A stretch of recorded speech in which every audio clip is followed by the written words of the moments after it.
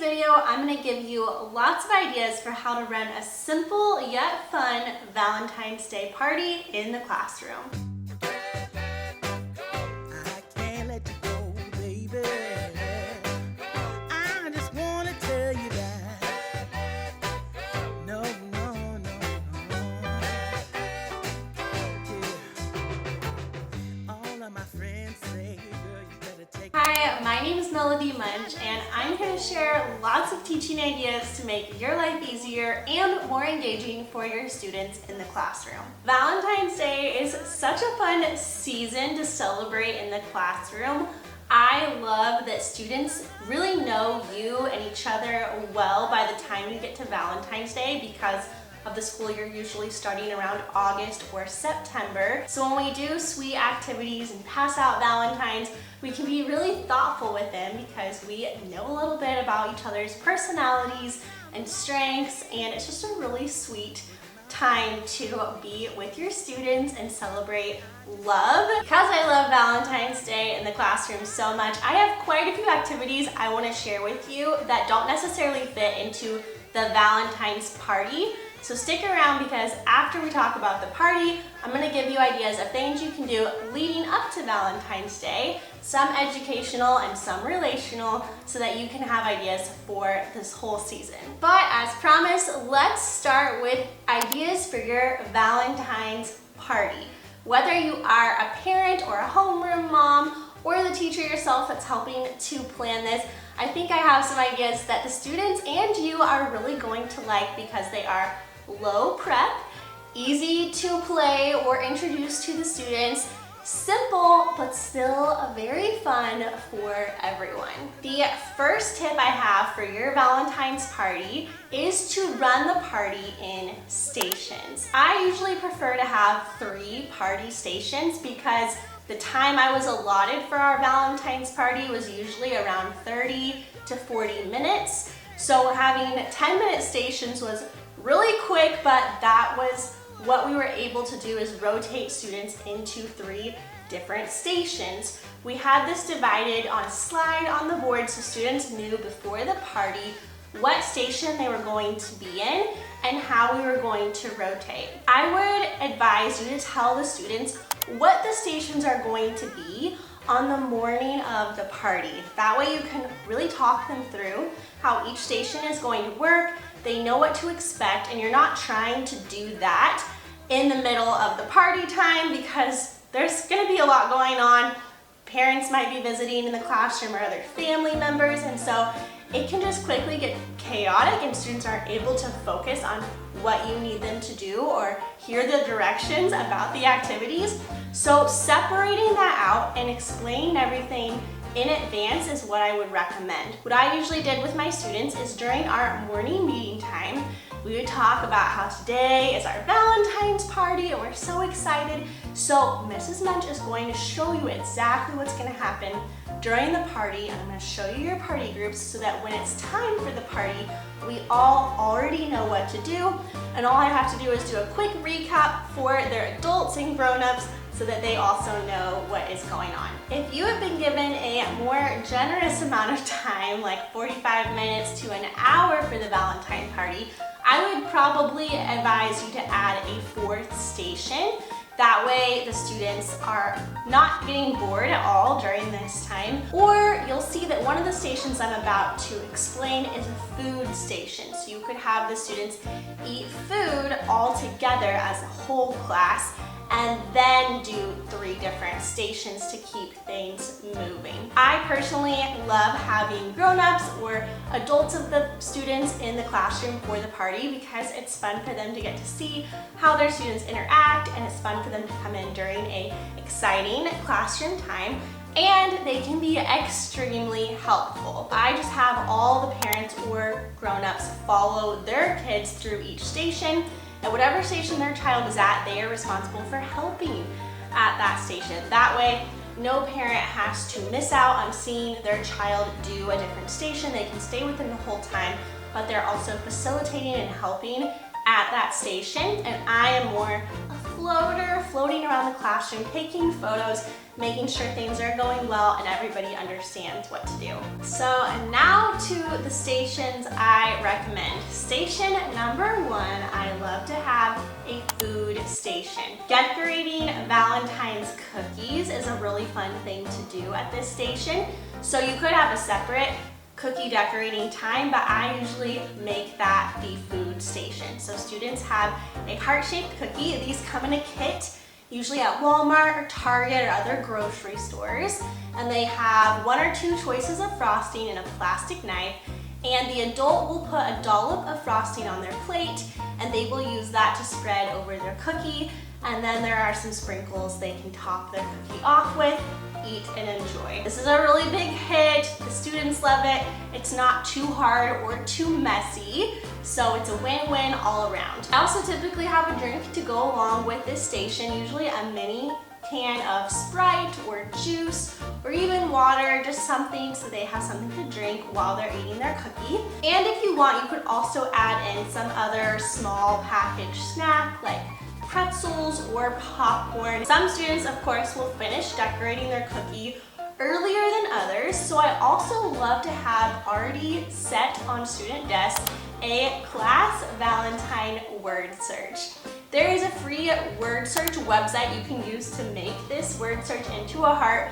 It's super easy to use. You just input all of the words you want to be a part of your word search and you choose the shape that you want it to be. You can even choose if you want the words to go forwards, backwards, both, diagonal, all of the things, and then it creates a word bank and the word search for you. I like to put the word search into a little bit cuter template, so that is what this is. I have the word search that was generated by the free website here in the middle that I screenshotted in, and then I made a cute little template and typed up my own word bank that I thought looked a little bit more aesthetically pleasing, although you can absolutely just print off the version that the website gives you as well. This is a great activity for students to do if they finish something early, or it's a great thing they could start working on when all of their adults and grown-ups show up and you might need to give the adults a little bit of an explanation of what's happening at the party.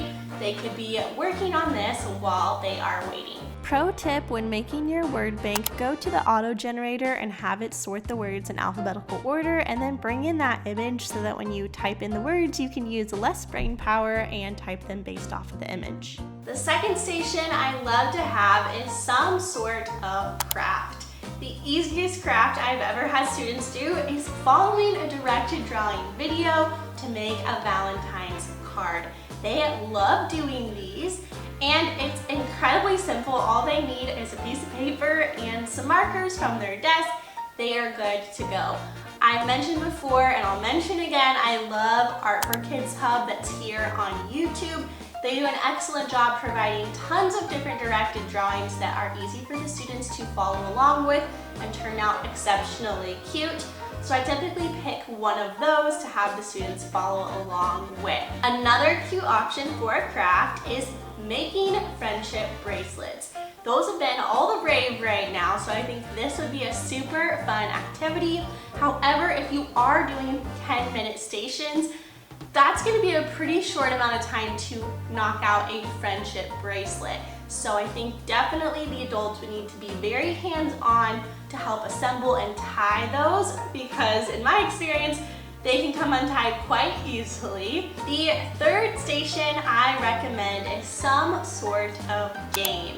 Students are always going to be highly engaged during a game. It gets their energy up, it's fun for them. So I have some great game options for you. My first favorite is the game Valentine Dice. This game is so simple. There's a simple paper in the middle of the room that I will show you. And the students sit in a circle around a pile of candy. I have students start by taking 5 to 8 pieces of candy, depending on what you want to do. So they each have that candy in their pile to start, and then you provide them with a dice, and they take turns rolling and doing whatever the chart says as they roll the dice. So if they roll a 1, it says take 1. So they would take another piece from the middle pile.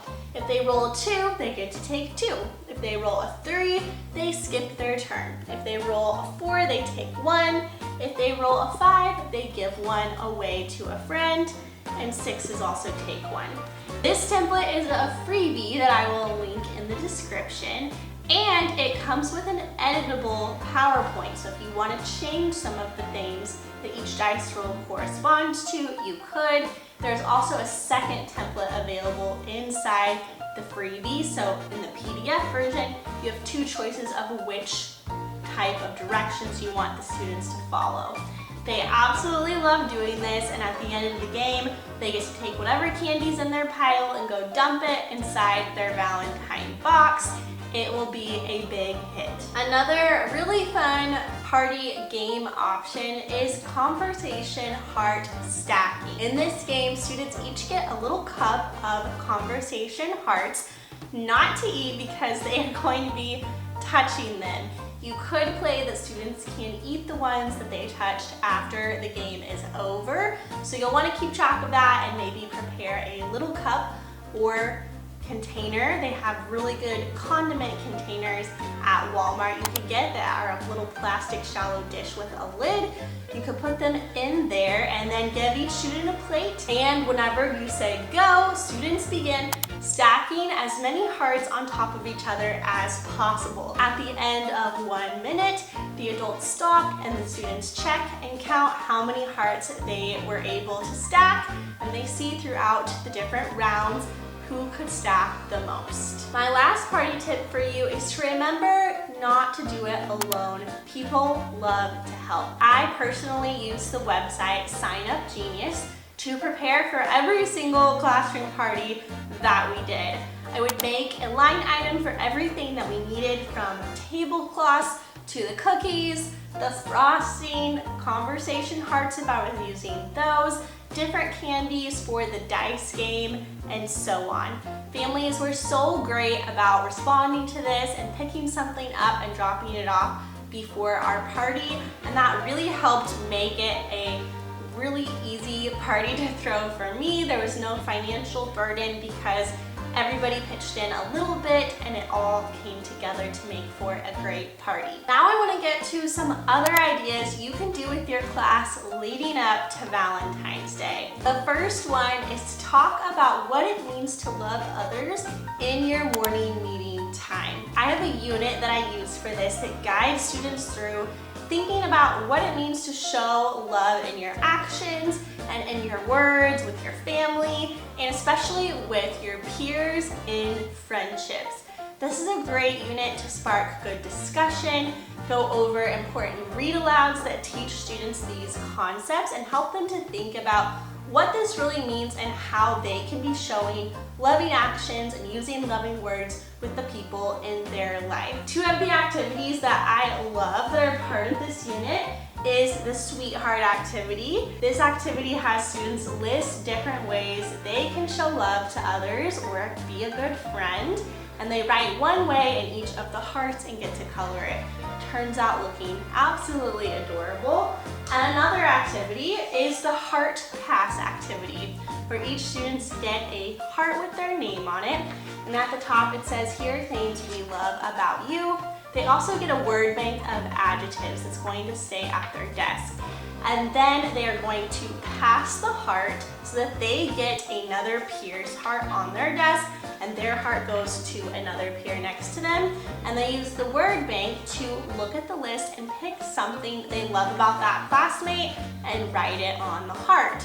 You continue to pass until students get back their original heart, and when they get it back, it's full of loving words that they can remember are true about themselves. A really sweet activity, really impactful, and gives students not only the opportunity to show love, but to receive it as well. This unit is set to take 2 weeks, so there's lesson plans and slides and activities to go with every single day of this 2-week unit. but of course you could shorten that unit and pick the days that you love the most if you don't have that much time, or you could double up and do 2 days in one day if you have the time. Each day takes about 10 to 15 minutes to complete. The next sweet idea is to make a Reasons I Love Our Class anchor chart. This is so sweet and will take you very little time to do, and I offer it as a free template if you like tracing your anchor charts to make them easier to make. On the anchor chart, you list every student in your class and one reason that you love them. This is really sweet and is one of the days in the Loving Others unit that I just mentioned, where you just get to love on your students and show them reasons that you love having them in your class. If you didn't get to watch my video from last year of when I failed a little bit at making this chart, I will link that for you in this video. That way you can go back and make sure you know what not to do when you are making the chart, so that you can have a 100% success rate when delivering it to your students. The next idea I have for you is playing a Valentine themed math game with your students in the days leading up to Valentine's Day, or just on the actual Valentine's Day.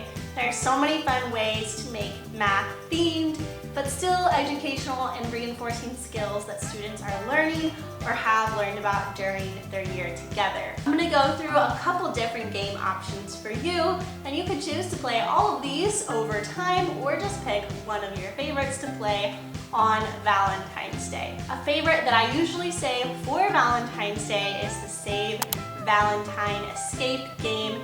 This is so much fun and it's all digital, so zero prep required on your end as the teacher, which is super nice. Students are introduced to a character named Gemma the Heart, and she is trying to send Valentines to all of her friends. She needs their help solving the math problem so that she knows how to send the Valentines, and students have to complete multiple story problems using their math skills in order to make it through the 3 different levels and the final puzzle level. They always love that final puzzle because it will reveal a keyword that they have to type in, and once that is typed in, they can successfully win the game. This game is available for 1st, 2nd, and 3rd grade math skills. I'll leave the link in the description so that you can see more. The next math game is one I just created and I'm so excited about. It is called Secret Chocolate Valentine. The teacher will show the students they have a box of chocolates, and the students have to figure out which 6 chocolates are inside the chocolate box. To do that, again, they have to use their math skills. So task cards are set up around the room, and students have to go to each task card and solve on their recording sheet. Students could do this in pairs or on their own. There are 6 different math options included in this activity, so students could work on single-digit addition, single-digit subtraction, addition with some regrouping, subtraction with borrowing, multiplication, or division. So lots of options included to hopefully accommodate you and your students. After students are done, the teacher reveals the first layer of the box, which has 6 numbers. These 6 numbers correspond to 6 answers on the student's recording sheet. So if they've done the activity correctly, they'll find the correct 6 numbers and they'll circle the chocolates that pair with each of those numbers. Then the teacher will reveal the final layer, which is the chocolate, and the students will see if they selected the correct 6. This is so fun. There are slides to go with this too, so that it makes it even more dramatic to pull in one chocolate at a time so students can see if they were able to use their math skills to guess the 6 secret chocolates correctly. The last math game I have to share with you is graphing using candy hearts. This makes for a great teacher table math station or whole group math activity leading up to Valentine's Day. I have 2 freebie options from other sellers that I will link in the description for you. One has a sorting mat where students would sort a cup of Valentine conversation hearts or sweethearts. If they don't like conversation hearts, you might choose to use those. They'd sort them by color first, then they would do a graph and a tally chart and answering some questions about how their graph ended up. If you just want to have students graph, I have a different freebie where students just graph how many they have in each color up to 10 and answer 3 different questions. Both of these are super fun. Just keep in mind that a lot of students don't love the traditional candy conversation hearts. I am one of those people where they're just not my favorite. They taste kind of chalky to me, so you might choose to offer a different candy or just do this because it's something fun and tactile that students can sort and maybe they won't eat them, and that's okay too. The last idea I have for you is to give your students a sweet Valentine when they walk into the classroom on Valentine's Day. I know students will be giving one another Valentines, but having something from you to start off the day can be something really sweet to add to their excitement. I love using these little Pizza My Heart Valentines, or the ones that say you are an important pizza art class. Students love pizza, so can't get any cuter. There are lots of fun treats you could pair with this, including a pizza-shaped gummy. I would have loved that as a kid. A pizza sticker, make your own pizza sticker set. Or anything heart-shaped could go along with having a Pizza My Heart, like a heart sucker or a heart squish ball. I hope you enjoyed hearing about all these different Valentine party and classroom ideas that you can use on or leading up to Valentine's Day. I hope you have a very sweet Valentine's with your class, and I will see you in the next video. Bye!